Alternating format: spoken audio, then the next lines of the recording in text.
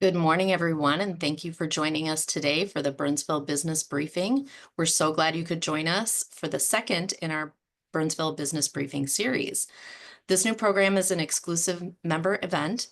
You are busy running your business, so we have designed this program to deliver timely, critical content to you in a convenient virtual format. Burnsville Business Briefings are monthly programs featuring a timely, relevant topic related to economic development, transportation, business advocacy, workforce, and business school partnerships. In addition to the focused topic and local chamber, city, and school updates, each program includes time for member-driven discussions and questions and answers. Programs are held on the first Friday of each month from 8 to 9:30, so stay tuned for our next program. Thank you to our champion, catalyst, and visionary chamber members who help support the program through their member level investment. With that, I want to get started with a quick chamber update. And you've likely noticed that we've scaled back our email communications to give your inboxes a break. You should be receiving the ITK newsletter Monday mornings around 6 a.m. And then we send one midweek update email summarizing upcoming events and opportunities. We're always trying to improve our communication, so please let us know how this is working for you. While I have a captive audience, I will also share some highlights of what's coming up. And to do that, I'm going to share my screen here. And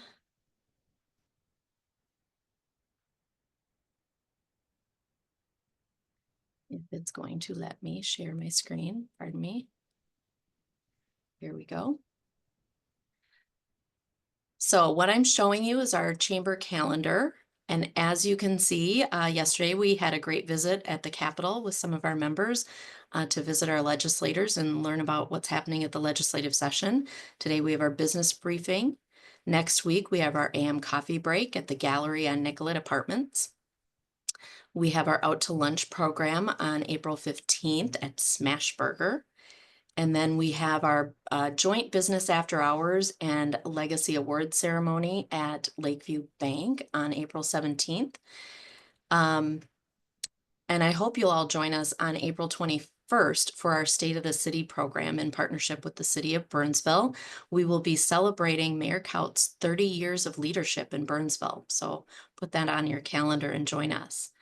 Looking past April, you can save the date for our next business briefing on May 2nd, for our May 8th Small Business Week celebration and awards luncheon.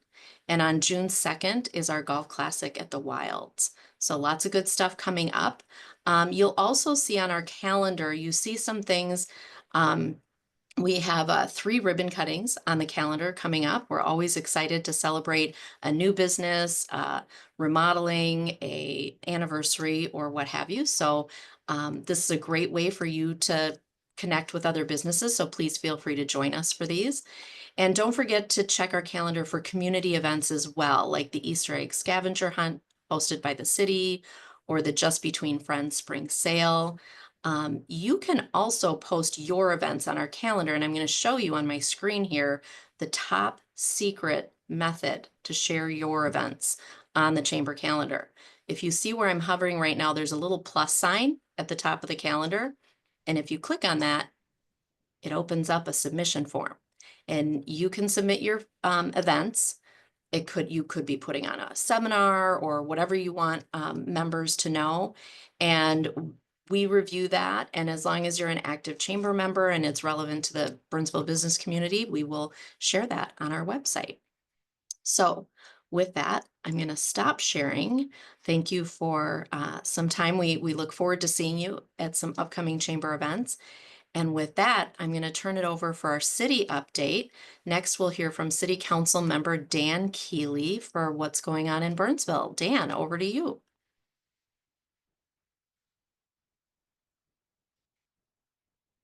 Let's see. Do we have Dan? Did I lose Dan? Well, I did start, but Oh, Mike there was he muted, is. so I apologize. There you go, Dan. Good morning, everyone. I'm going to run through this pretty rapid. I've got 11 quick items. So if you have any questions, you can feel free to email me or text me anytime.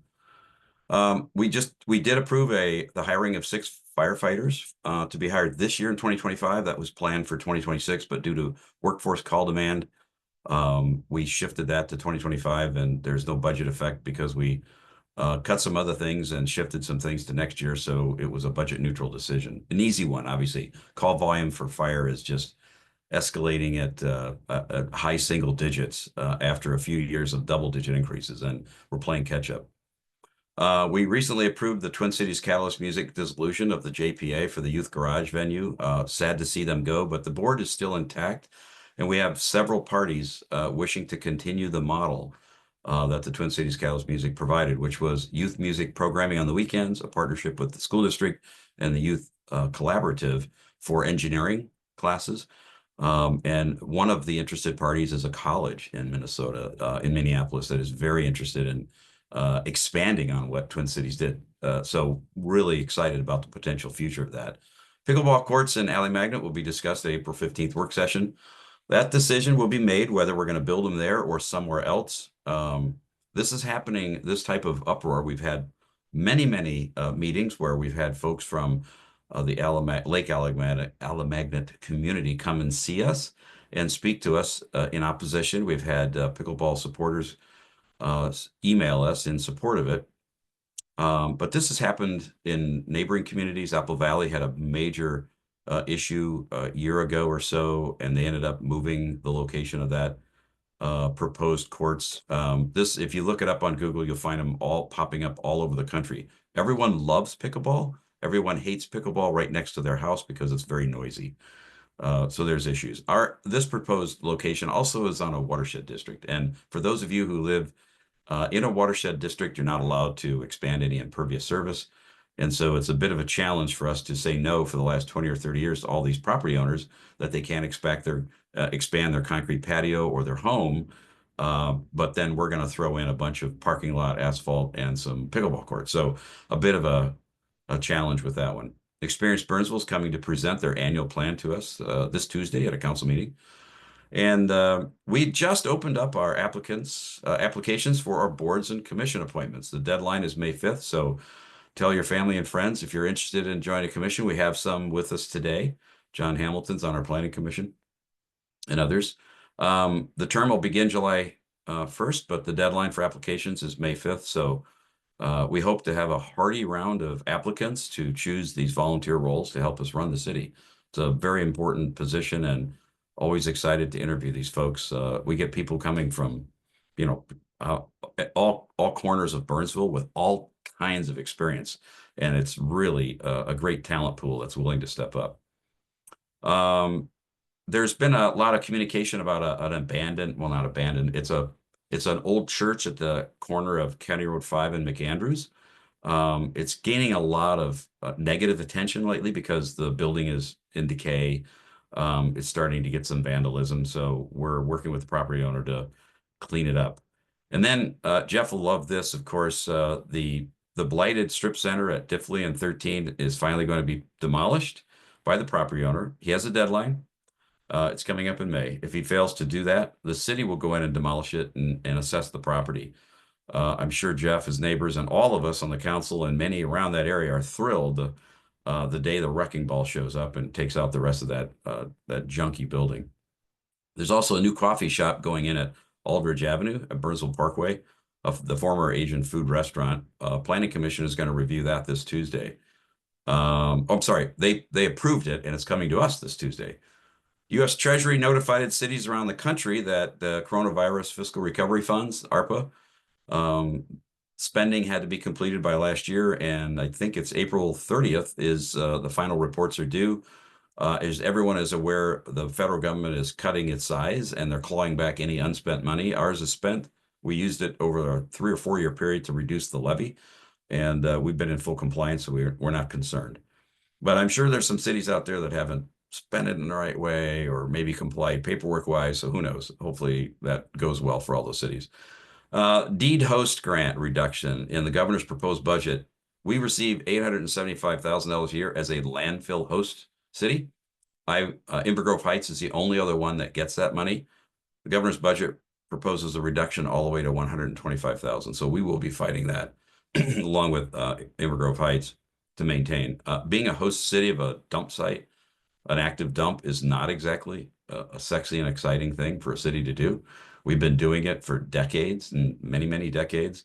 So this host city grant helps us from an economic development standpoint to offset the lost property value and taxation that we would get. If that wasn't a dump site, you can imagine what kind of great development would be on it. And we'd probably receive a lot more than 875,000 in annual tax fees or property tax fees. So it's a needed plug to backfill for cities like us and IGH. And then finally, we have a bill running through the legislature called the Line of Duty Death Bill. It's Senate File 1266.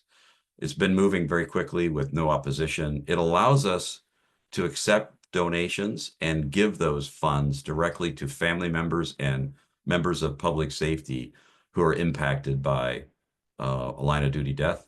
Of course, February 18th, 2024 was a horrible day for us as a city. And on early May 5th or 6th, the fighter National Memorial event will happen, and we're going to send a lot of firefighters there to honor Adam Finseth, and then our two police officers. That memorial in DC or north of DC is May 15th. And there's a big expense to send all these police officers and firefighters and their families, certainly the impacted families, and then our active force that work next to these public safety officers for them to go and spend a few days and basically heal. There's all kinds of classes and counseling and sessions there in advance of the ceremony where the names of these fallen officers will be permanently etched in the wall, honoring all fallen. And it's important for them to go. It's important for them to get the closure. But currently in Minnesota, the law doesn't allow those funds to be given to those folks. So this bill looks like it's going to get through the legislature and signed by the governor just in time. Thank you. Thank you, Dan. Great updates. And obviously we'll be thinking about our police and firefighters as we just passed the 1-year anniversary, and as they're moving, we knew that these memorials would be a big part of that healing process for them. All right, moving forward, Scott Hume, a school board member, is here to provide an update on what's happening with the Burnsville Egan Savage School District. Scott, over to you. All right, thank you. I don't have 11 updates like Dan did, but I do have a few. Let's see, I'll start with probably the headline that most of you are aware of, that our superintendent, Dr. Battle, announced in March that she's going to retire when her contract expires at the end of June. So we've had a couple of special meetings and work sessions over the last few weeks to determine our next steps. We have hired the Minnesota School Board Association to conduct our search. It's a very tight timeline, but we are hoping that we can get an outstanding candidate hired and in place this spring. If that doesn't work out for some reason, we are prepared to have an interim superintendent for the next school year. But we're hopeful. We'll see how it plays out.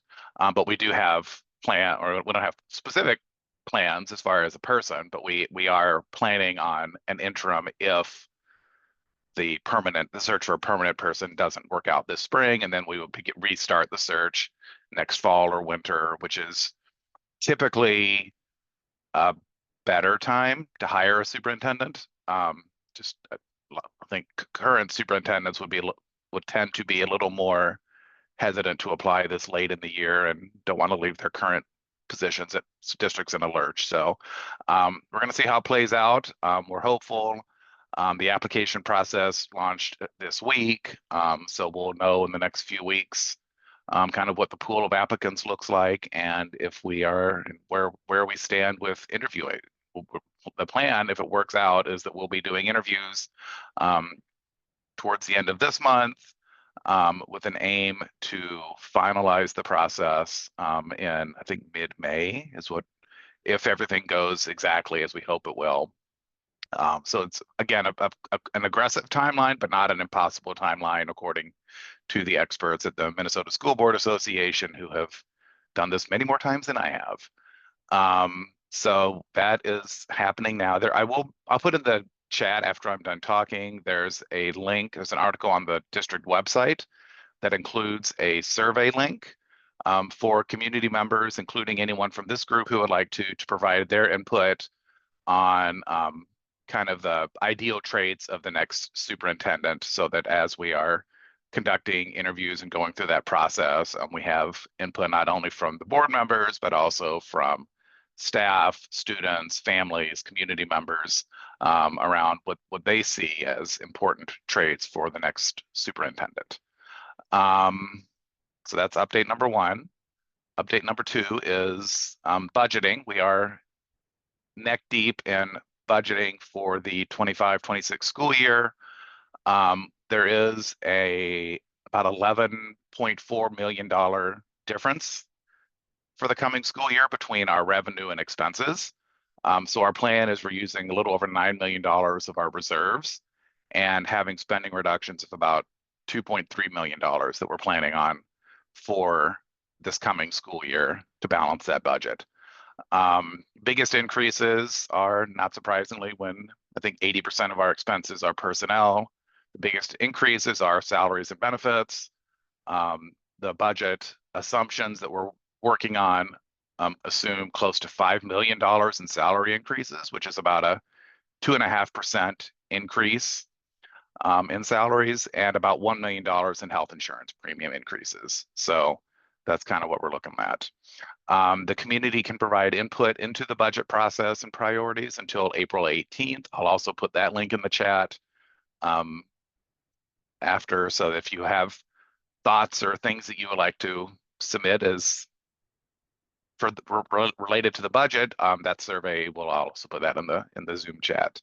As you can imagine, the high level of uncertainty at both the state and federal level are definitely complicating planning, given that we're required to have our budget finalized and approved by the end of June. So it feels a little bit like a moving target, and a lot of assumptions that we hope and trust will end up being accurate assumptions, but there are some things we just aren't going to know until the state's completed its work and how things play out at the federal level. So that is that update. And then my last update, I think I talked about this at the last time, and it's official and in place now that we once again have a full board. Tyler Saxe joined the board officially at the end of March.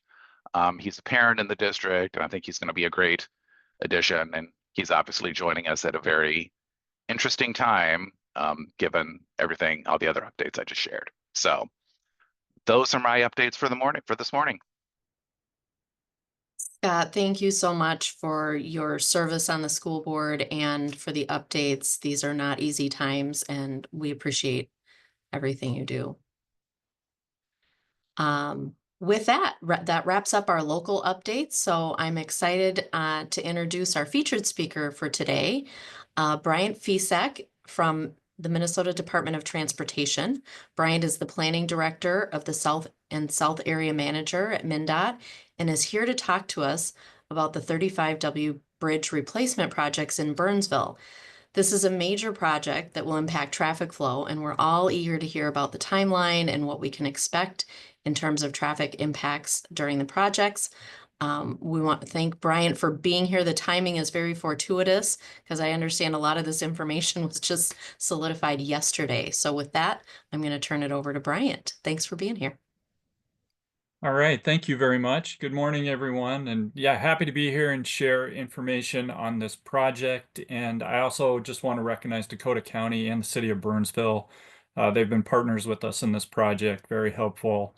Logan's here from staff. We had a lot of conversations as we worked through this process, and it is construction. We know it's painful. It is also necessary as we try to improve our roads and make it as safe and as efficient as we can. So let me share my screen.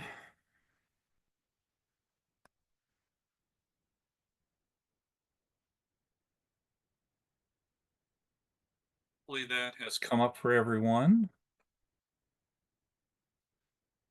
All right, so yes, starting off, my name is Bryant Ficek again. I think officially my title is South Area Manager, and what that means is I cover Scott, Carver, Dakota counties, more of a liaison to businesses, the public, local agencies, MnDOT is a big place, lots of things going on. Myself and my team try to be a single point of contact. So when there are issues or things that come up, you at least know one person that you can contact. We don't know everything, but we do know who to talk to, and we can try to help direct people through our process. So as we start to focus now on the 35W project, this first one, just a refresher, the map that shows there in orange where the project is, really going from just north of Cliff Road all the way down to the split. And what we'll be focused on is providing new pavement. We're putting concrete right over the top to make a brand new surface. Ability to handle the high volumes that go through there and all the truck volumes. So good pavement there. And then bridge replacement. This will be a big one as we look at those bridges at Cliff Road, Highway 13, and Burnsville Parkway. Those are complete replacements, meaning they need to come down and then go back up. And then guardrail, improved drainage. And there's some other little things we'll be doing too. This is mainly a pavement preservation project, but there are some small changes that we're making to make those merges, diverges a little bit better.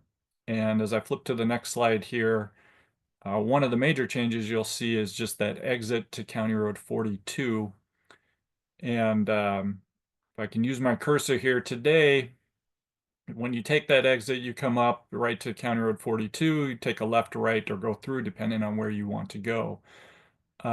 What we are working on and what will be constructed is a split in that exit ramp. So you'll be able to continue to 42 and then take a right turn and continue through. But otherwise, there'll be a new road here. You can go under the 42 bridge, curl around to a new roundabout and an intersection with Buck Hill Road. You can go into the Burnsville Center area, continue south on Buck Hill, or come back to 42 and then take a right and go across. And so that'll minimize some of the movements at that intersection, and that should help with congestion in that area and allow people to move through that area much better than they have before. So again, this goes back to partnership with the city and the county. They were the ones who really brought this one forward and helped make this possible. And really, I think a good improvement for the area. So quick construction overview. This is a 2-year project. So we're going to be out here for 2 construction seasons. You should see people working out there 6 days a week. I'm not quite sure the time per day that they'll be out there. My assumption is it'll be somewhere in that 7 a.m. to 7 p.m. They're going to try to make as much progress as possible, which means making use of the daylight as much as we can. In 2025, we're going to be focusing on the southbound side and those bridges that are put in there, as well as the roundabout I just showed, and getting that connection to Buck Hill Road. In 2026, when we come back, that's when we'll focus on the northbound side and as well as some additional work on Highway 13.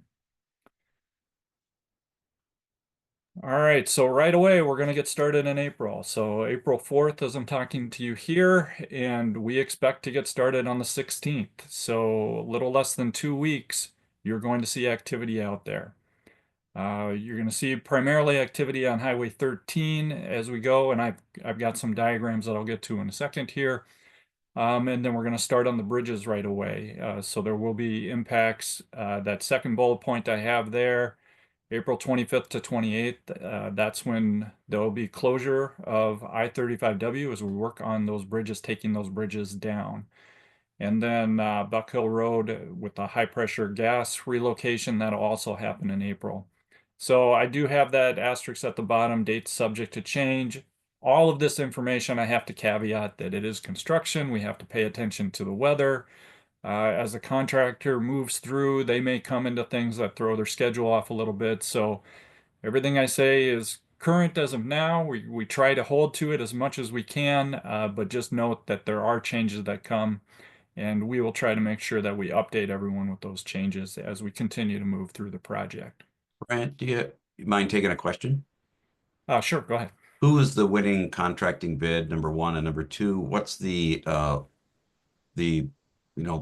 lane closure look like for accessibility for local, folks getting home or to business in Burnsville? So yeah, I've got a bunch of diagrams. I'm going to go through Great. the closures, so we'll talk about that. And Logan, I got to phone a friend. I'm having a blank on the contractor right now. Schaefer. Thank you. Okay. Appreciate that. Thank you. I think, did Ames have the I-35 bridge over the river? I think a few years ago. That one I don't recall. Not Yeah, off I the top think it of my was Ames. They did a great job. And I remember when we were planning that particular construction project, we maintained at least 2 lanes, I believe, throughout the entire construction, which really was a blessing. Kept traffic moving and minimized the backups. So hopefully we're taking that Yep. approach. We'll see that in a minute here with you. Yeah, you will, and definitely as we look at those traffic volumes, that's one of the things we look at. We want to keep traffic moving. We don't want to dump all the highway traffic onto local roads, congest all your roads. So we do the best we can to keep as much open as we can. Thank you. Appreciate you pointing that out. It happens anyway, but if you can do It your best does. in trying to avoid it, right? Yeah, exactly. It does happen, but that's why I said at the beginning, we know construction is painful, but we definitely try to work with our local partners and make sure we're doing as much as we can to help out. Thank you. So yeah, going right into a good transition into these diagrams we have here, just trying to show a little bit of what's going on. So again, beginning in April, we're going to start work right away, taking down that Burnsville Parkway Bridge. We're going to work on one of the bridges on Highway 13. That's going to close a couple of the ramps. And then on 13, you will see crossovers. So as you come through that section with 35W, it'll be 1 lane in each direction, head-to-head traffic, as we work on what is the north side of the interchange. And so as I said in the previous one, there will be that weekend closure so we can take those bridges down, and that'll help us work in there. And then yeah, you again seeing those impacts right away starting in roughly a couple weeks here. So this is trying to go through some of those detours as we look at it. So when Burnsville Parkway is closed, tried to point that out in a red line here, and then you can see in that darker line where we expect people to go, really Nicollet, County 5, and McAndrews Road. That will be the official detour for people to get around for that closure, depending on which way you're going. Similarly, as we look at the ramp closures, so this one is the what I'll call westbound Highway 13, at least westbound on the map. I think on the signs it's actually southbound, but as you're headed to the west on Highway 13, you will not be able to take that to southbound 35. So the way it's going to be signed is you will take the northbound I-35W exit, go up to Black Dog Road, take that interchange to come back around, and then head south. So not quite intuitive for people. You need to head north to go south, but the easiest way for people to make that move is to go up and come back. For the other movement, so this would be northbound 35W to, again, what I'll call westbound. So you can see in the corner where I've got that red dot, that ramp loop that will be closed. This one, we will take people up to Cliff Road, come back around down Nicollet, and then take that right and come across to make their movement. So I had the dates up at the top, April to October. So again, the bridges and those ramps, once they go down, they're going to be down for the construction season. So really expect those impacts to be there the entire summer and into fall. All right, so once we get past those bridge takedowns, the crossovers on 13, now you're going to start to see more impacts. So there will be, I see I have a label that slid there a little bit. Apologize for that. We're going to close more of the ramps going to Burnsville Parkway. We're going to close some of the ramps to Cliff Road. We'll close that Cliff Road connection across as we work on those bridge there. And this is north of Cliff, you'll see that crossover. So now, like I said, we're going to be working on that southbound side. So we're going to cross traffic over to the northbound where we will have head-to-head traffic. We're going to keep as many lanes open as we can. And you'll continue down on the, if you're headed southbound, you will be on that northbound side until we get past South Cross Drive and we have the crossover back. And there will be a lane kind of shown in green here, and that'll allow access to some of those ramps that'll stay open. So collector distributor CD lane is what we call it there. So again, that's the head-to-head traffic on the northbound side. You can see we're keeping at least 2 lanes open in each direction. North of 13, we add a northbound lane, so there'll be 3 lanes coming forward there, and then we have that lane that will go over to allow access to like County 42, little offshoot lane that'll come through and allow access there. So more closures in the area and the crossovers. So again, we're going to start in April. You'll see some impacts there, but really early May is kind of when we expect even more of those impacts to kick in. So going through some of the detours again. So when Cliff Road is closed, the detour will just be Nicollet and County 5, basically, depending on which way you're going, coming around each way using Highway 13 as that crossover point. When we close the southbound ramp to Cliff Road, again, depending on which way you might want to go on Cliff Road, you will be coming up to Highway 13 and then either going east or west and using County Road 5 or Nicollet Avenue to get back to Cliff Road. So proceeding past that and then going back up. There is that split there depending on which way you go, because again, we'll have that connection under 35 will be closed for the work there.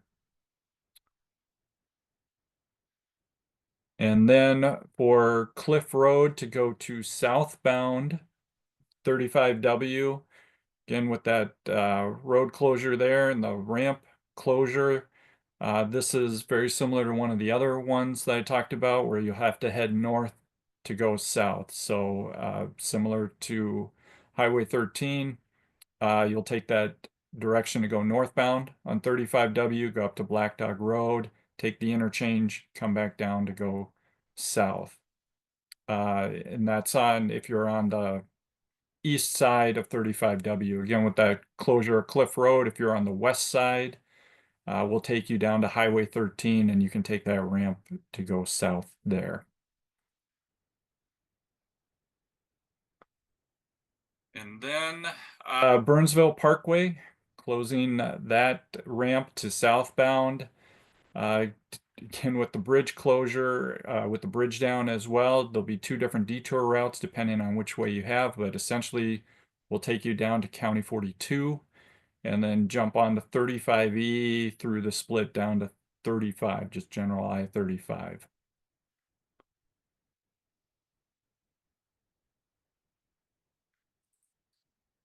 This is the last closure for this one in that early May period. But Burnsville Parkway to northbound, again, bridge closure. So depending on which side you're on, you'll either use County Road 5 or Nicollet Avenue to make your way up to Highway 13 and then use that ramp entrance to head north. Nope, I missed one. Southbound to Burnsville Parkway, another ramp that'll close. In this case, we'll be using Highway 13 again, coming back down on County Road 5 or Nicollet Avenue to get back to Burnsville Parkway.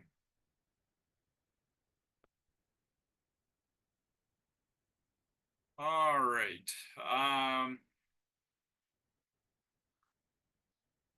So this one, I think that timing is wrong on my slide. I'll need to check on that. That will happen later in the season. Again, I apologize for the error there. Uh, but more towards the end of summer, what we'll be looking at is more ramp closures along Highway 13 as we do work in this area, and a ramp closure to 42. As I showed at the beginning, when we make that extra lane and extra lane connection to Buck Hill Road and that roundabout over there, we'll need to close that ramp for those improvements. So just kind of quickly going through these detours as well. There we go. So more in that July timeframe. As we close the southbound, this is the one I just mentioned, southbound 35W to County 42. As we close that, instead you'll be taking the Burnsville Parkway exit, so you'll have to exit in advance. And then go down Burnsville Parkway and County Road 5 back to 42. So that'll be a key one for people to note because it is that exit in advance rather than going past the closure that sometimes catches people. So this is the, again, what I'll call that, that should have been eastbound Highway 13 to southbound I-35W. So we close that ramp there for work. We'll be directing people to County Road 5. They'll head south there and then come over on County 42 to the 35E southbound exit. And that'll take you down to 35 there. And then the southbound, wow, again, as I'm going through this, I'm catching a few errors that I'll have to clean up before I get you these slides, but that should be southbound to westbound, or, you know, officially it's southbound on 13.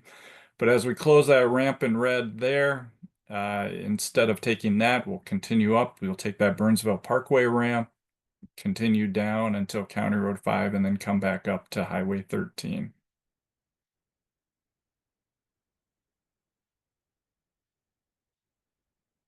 All right, so then once we get through all the season and more of that October time frame, depending on the weather, we might go until November. We'll have to see again how construction progresses over the next few months here.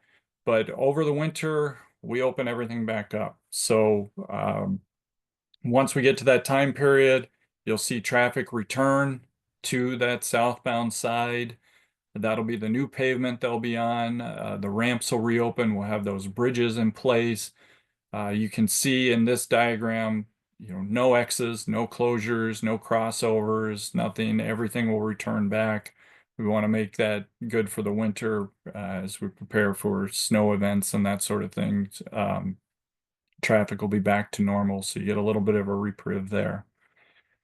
I do not have the 26 information on here. I just wanted to focus on the 25, but as I said before, you're really looking in 26, it'll be kind of the opposite where we'll be focusing on that northbound direction. So you'll see crossovers in the opposite direction. The Burnsville Bridge will be up. Cliff Road should be fixed at that point. So it'll just be a Highway 13 bridge that we'll be working on. The new exit ramp to 42 will be constructed and in place at that time. So you'll see, again, as we get to the end of this year, you're going to see a lot of that progress done, a lot of good things that have happened over the course of the year. Still more work to come in 26 as we carry on with the project and working to complete everything.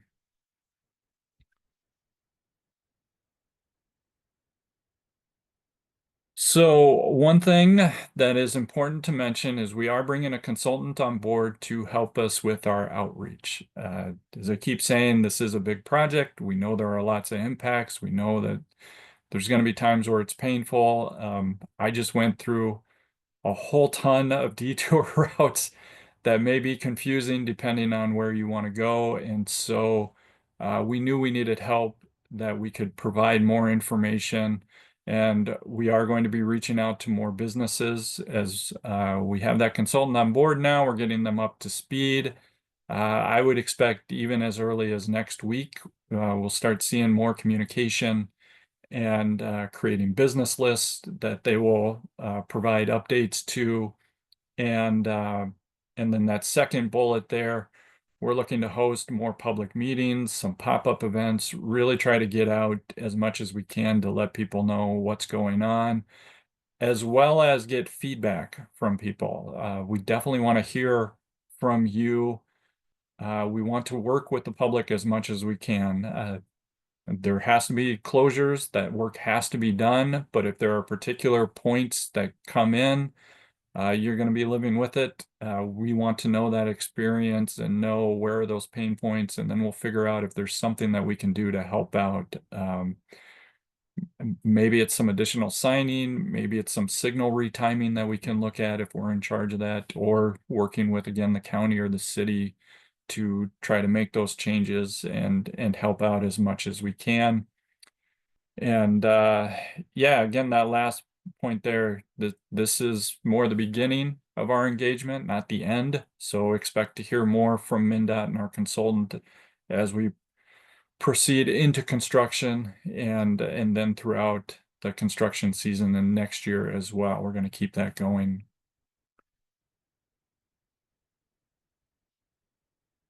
Another thing I just wanted to mention for everyone is just drive with care in those work zones. So one of the things we stress is worker safety when people are out there. We want everyone to go home at the end of the day, just like when you're done with your business, you go home at the end of the day. We want everyone to be safe, have a good day at work, and go home. So please, just kind of running through these bullet points, slow down. We have requested slower speed on 35W during construction. We want that speed to drop as a reminder for people to, there are people out there working. You're going to be going by a lot of workers. Just take it slow. Stay alert. The work zone will be changing. Again, I went through a ton of detour routes there that'll be popping up and going back down as work finishes. And that work zone will constantly change. So put the phone down. Don't try to eat as you're going through the work zone. Just take it slow, pay attention, watch out for workers. Their equipment moves slower, so don't expect them to be racing down to one part or the other. Again, that obey the speed limits. That work zone fine is $300. It may go up from there. We don't want to do that, so take it slow, minimize your distractions. And then the last one, again, really important, just be patient. There will be delays as people go through here. There will be delays on 35W. There will be delays on Highway 13, particularly during those peak times. We're going to do the best we can to keep things open and moving, but we do have to, like I said, on Highway 13, it'll be one lane in each direction. We'll have at least 2 lanes open in each direction on 35W, but that is less than what's out there today. So there will be those periods of congestion. Plan your trips accordingly. Give yourself extra time to get there safely and move through safely, slowly for those workers. All right, so contact information for now. There is always the 511mn.org site. That's a great location to find out information on road conditions, not only for this construction project, but any across the state. So if you're traveling to different things, I highly encourage you to use that. If you haven't been there before, I will also tout something that hopefully won't be used until next snow season, but they do have cameras for our snowplow drivers, and you can actually see what they see as they are plowing the roads. I think that's a very neat function. So again, if you've never gone to that site, please go explore, check it out. There's lots of cool things there, as well as that traffic information and updates on what's happening on the roads. You can sign up for email updates. There is our general site that I've listed here. There will be that business one too, so we will be reaching out, getting information from businesses so we can have that specific one. Jenny Hines is our engagement contact. She is the MnDOT person. We will have additional people for our consultant as well, so there will be more contacts, but just definitely wanted to get this out for right now. And then again, my name is Bryant Ficek. You're happy to email me as well, and I can provide that contact information. And with that, happy to take any questions and go back if we want to look in more detail. I ran through that stuff pretty quickly, so happy to pull up any of those maps or go through things again and provide the slides to Jennifer for that use as well. And the last thing I'll mention before we get to that is on our website here, we will have more information. We will be putting some of those detour maps in there, letting people know what's going on and those changes. So if you're not signing up for specific emails, you can always go to that specific job website and you'll be able to find up-to-date information there as well. Awesome. Brian, thank you so much. I know for those of us listening, it's a little bit like trying to take a sip out of a fire hose. There's a lot of information embedded in there. This is not our first rodeo. We did survive and recover from the County Road 42 bridge replacement project several years ago. We'll survive this as well.